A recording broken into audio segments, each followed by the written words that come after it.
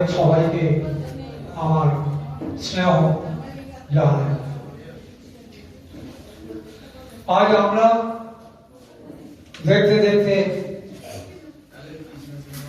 29 বর্ষে উপনীত হয়েছি এবং প্রতিবারে আমরা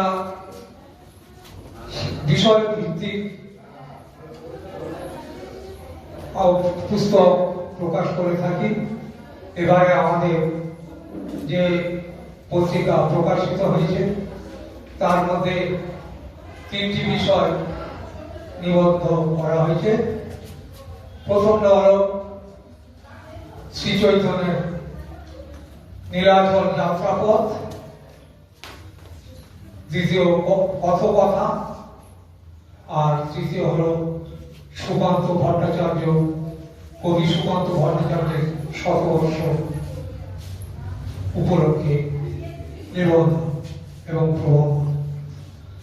যাই হোক, আজ এই সবাই যারা উপস্থিত হয়েছেন তাদের সবাইকে আমার আন্তরিক শ্রদ্ধা এবং ভালোবাসা জানাই এবং আপনাদের জন্য, আপনাদের আগমনের আমার এই সুচেতনা গৌরবান্বিত, মহিমান্বিত এবং জনপ্রিয়তা অর্জন করেছে।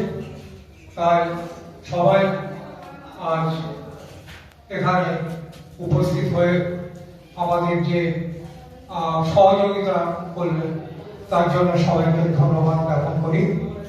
নমস্কার, আমরা সবাই উপভোগ করব।